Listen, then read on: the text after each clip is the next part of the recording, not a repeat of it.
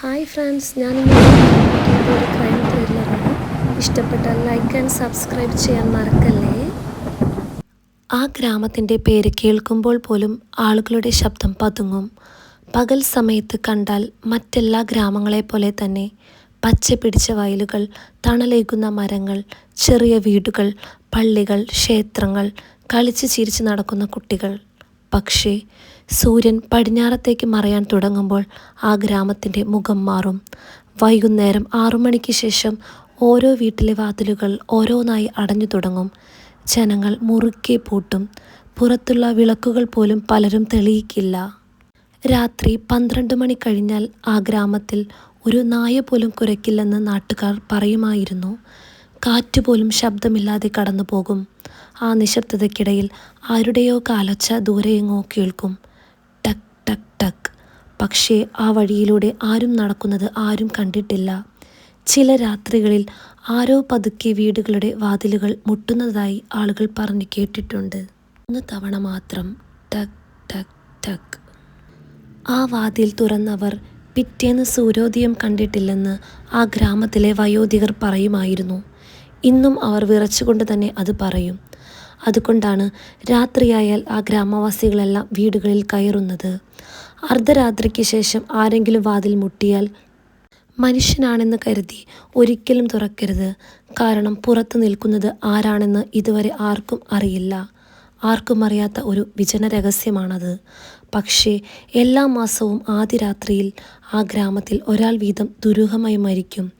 എന്നാൽ കൊലയാളിയെ ആരും കണ്ടിട്ടില്ല. എന്നാൽ വിചിത്രമായ കാര്യം, ഒരു മുറിവ് പോലും ഉണ്ടാക്കില്ലെന്നാണ്. പക്ഷേ ആ മുഖങ്ങളിലെല്ലാം ഭയമുണ്ടായിരുന്നു.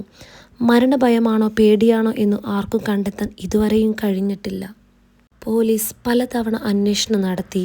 രാത്രിയിലുടനീളം ഗ്രാമത്തിൽ കാവൽ നിന്നു. CCTV ക്യാമറകൾ സ്ഥാപിച്ചു. എന്നാൽ ഓരോ തവണയും പുലർച്ചെ മൃതദേഹം മാത്രമാണ് കിട്ടിയത്. ക്യാമറകളിൽ ആകെ പതിഞ്ഞത് കനത്ത കാറ്റും ആടുന്ന മരക്കൊമ്പുകളും കനത്ത മഞ്ഞും മാത്രം. അന്നു മുതൽ ആ ഗ്രാമത്തിലേക്ക് സൂര്യൻ അസ്തമിച്ചാൽ ആരും കടന്നു വരാറില്ല.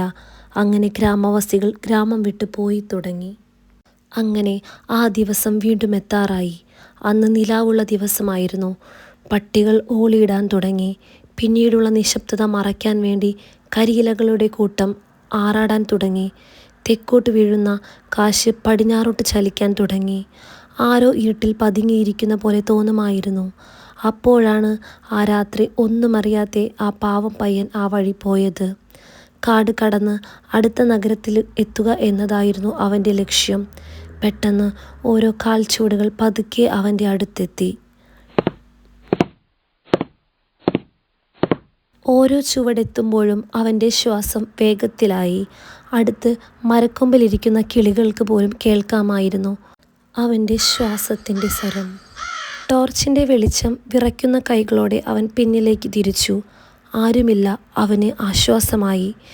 വീണ്ടും അവൻ നടക്കാൻ തുടങ്ങി. പിറ്റേന്ന് പഴയ പോലെ രാവുദിച്ചു. സൂര്യൻ ഇന്നലത്തേക്കാൾ അത്യുജ്വലമായി കത്തിജ്വലിച്ചു വന്നു. മരം വെട്ടാനിറങ്ങിയ സ്ത്രീകൾ ഒരു ശരീരം കണ്ട് പേടിച്ച് നിലവിളിച്ചു. നാട്ടുകാർ ഓടിക്കൂടി. അതെ, അത് ആ പയ്യനായിരുന്നു.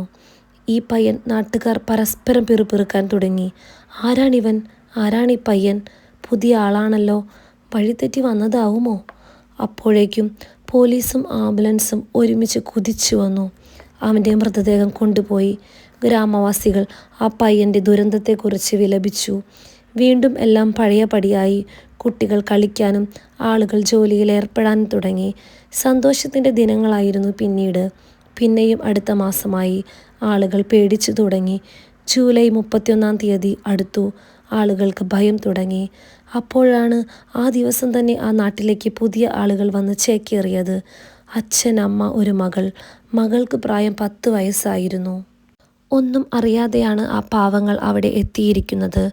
നാട്ടുകാർ അവരോട് കാര്യങ്ങൾ വിശദീകരിക്കാൻ തുടങ്ങി. നാളെ 1-ാം തീയതിയാണ്. ഈ നാട്ടിലെ ആരെങ്കിലും മരിക്കും. അതിവിടെ കാലങ്ങളായി നടക്കുന്ന ആചാരമാണ്. നിങ്ങൾക്ക് രക്ഷപ്പെടണമെങ്കിൽ വേഗം പോയിക്കോളൂ. അവരെല്ലാം ഇത് കേട്ട് പേടിച്ചു. ഞങ്ങളെല്ലാം പെട്ടുപോയതാണിവിടം. ഞങ്ങൾക്ക് പോകാൻ ഇനി ഒരിടവുമില്ല. അമ്മ മകളെ നെഞ്ചോട് ചേർത്ത് പിടിച്ചു. രാത്രിയായി. മകൾ അമ്മയുടെ നെഞ്ചത്ത് ചേർന്ന് കിടന്നുറങ്ങി. അച്ഛനും അമ്മയ്ക്കും ഉറക്കം വരുന്നില്ലായിരുന്നു. പെട്ടെന്ന് വാതിൽ ആരോ മുട്ടുന്ന സ്വരം കേട്ടു. അച്ഛൻ എഴുന്നേറ്റ് നിന്നു വാതിൽ തുറക്കാൻ. അപ്പോൾ അമ്മ അച്ഛൻ്റെ കൈകൾ പിടിച്ച് പിന്നോട്ട് വലിച്ചു. പോകേണ്ട നിങ്ങൾ. അപ്പോൾ വീടിൻ്റെ തട്ടിൻ മുകളിൽ നിന്ന് സ്വരങ്ങൾ വരാൻ തുടങ്ങി. കാൽപാദത്തിൻ്റെ സ്വരമായിരുന്നു ആദ്യം അവർ കേട്ടത്. വീടിൻ്റെ ലൈറ്റ് ഓഫ് ചെയ്ത് അച്ഛൻ ശ്വാസം അടക്കി പിടിക്കാൻ തുടങ്ങി. മകളെ താഴെ കിടത്തി അച്ഛനും അമ്മയും പതുക്കെ സ്വരം കേൾക്കുന്നിടത്തേക്ക് നടന്നു. എന്നാൽ പുറത്ത് കോരിച്ചൊരിയുന്ന മഴ മാത്രമായിരുന്നു. ഇടിമിന്നലോടും കൂടിയ ദിവസമായിരുന്നു അന്ന്. ക്ലോക്കിൽ 2 മണിയുടെ ബെൽ അടിച്ചു. സ്വരം കേട്ട് അവർ വേഗം സ്ഥലത്തെത്തി നോക്കിയപ്പോൾ ആരെയും അവിടെ കാണാനില്ലായിരുന്നു. തിരിച്ച് റൂമിലെത്തിയപ്പോൾ അവരുടെ മകൾ ചലനമറ്റ് താഴെ കിടക്കുന്നു. അമ്മ അലമുറയിട്ട് കരയാൻ തുടങ്ങി. അച്ഛൻ തലയിൽ കൈവച്ച് നിശ്ചലനായി. കാലങ്ങൾ കാത്തിരുന്ന് അവർക്ക് കിട്ടിയ ഏക മകളായിരുന്നു. നാട്ടുകാരെല്ലാം ഓടിക്കൂടി. അവരുടെ ദുരന്തത്തെയോർത്ത് എല്ലാവരും വിഷമിച്ചു. കണ്ടുനിന്ന സ്ത്രീകൾ കരയാൻ തുടങ്ങി. ആർക്കും സഹിക്കാവുന്നതിനപ്പുറമായിരുന്നു അവരുടെ വിധി. ആ ഗ്രാമത്തിൻ്റെ ശാപമായിരുന്നു അത്. ശാപം നിറഞ്ഞ നാടെന്ന് ആളുകൾ പറയാൻ തുടങ്ങി. പിന്നീട് എല്ലാവരും അത് ആവർത്തിക്കാൻ തുടങ്ങി. എങ്കിലും ആ കുഞ്ഞിൻ്റെ അച്ഛന് എങ്ങനെയെങ്കിലും ഇതിൻ്റെ സത്യാവസ്ഥ അറിയണമെന്ന് വാശിയായിരുന്നു. ആളുകൾ പിന്തിരിപ്പിക്കാൻ ശ്രമിച്ചെങ്കിലും അവന് അതൊന്നും ചെവി കൊണ്ടില്ല. എൻ്റെ മകളെ കൊന്ന പിശാചിനെ കണ്ടുപിടിച്ചേ മതിയാകൂ എന്ന വാശിയായിരുന്നു കുമാറിന് പിന്നീടുള്ള ജീവിതം. ആ വാശി പിന്നീട് അവൻ്റെ പകയായി മാറിക്കഴിഞ്ഞിരുന്നു. പിന്നീടുള്ള നാളുകൾ ഓരോ മാസം കഴിയാനും അവൻ കാത്തിരുന്നു. അങ്ങനെ ആഗസ്റ്റ് 31 സെപ്റ്റംബർ 1 വേണ്ടി അവൻ കാത്തിരുന്നു. ആ ദിവസം ഭീകരത ഏറെ നിറഞ്ഞതായിരുന്നു. ശക്തമായ കാറ്റും മഴയും ഇടിവെട്ടുമായിരുന്നു. കടലിലെ വെള്ളം കിഴക്കോട്ട് ആനടിച്ച് കയറാൻ തുടങ്ങി. ചുറ്റും ഭീകരത നിറഞ്ഞിരുന്നു. ആ രാത്രി കുമാർ ഉറങ്ങാതെ കാത്തിരുന്നു. അങ്ങനെ പുലർച്ചെ 2 മണി ആവാറായി. അവൻ്റെ കതകിൻ്റെ കുറ്റി തുറന്ന് പുറത്തേക്ക് അവൻ നോക്കി. കോരിച്ചൊരിയുന്ന മഴയാണ് അന്നും. ആ വഴിയിലൂടെ ഒരനക്കം അവൻ ശ്രദ്ധിച്ചു. ഓടിയിറങ്ങി നോക്കിയപ്പോഴേക്കും എന്തോ പാനി പോകുന്നത് അവൻ ശ്രദ്ധിച്ചു. ഇരുട്ടിൻ്റെ മറവിൽ ഒന്നും കാണാൻ കഴിയുന്നുണ്ടായിരുന്നില്ല. ടോർച്ചിൻ്റെ വെളിച്ചത്തിൽ അവൻ താഴേക്ക് നോക്കി. ആരുടെയോ കാൽപാദമാണ്. നല്ല നീണ്ട കാൽപാദമായിരുന്നു. അവൻ അതിൻ്റെ പിന്നാലെ ഓടിപ്പോയി. ഒരു വീടിൻ്റെ മുന്നിലായിരുന്നു അതിൻ്റെ അവസാനം. ഹായ് ഫ്രണ്ട്സ്, എൻ്റെ കഥ ഇഷ്ടമായെങ്കിൽ ലൈക്ക് ആൻഡ് സബ്സ്ക്രൈബ് ചെയ്യാൻ മറക്കല്ലേ.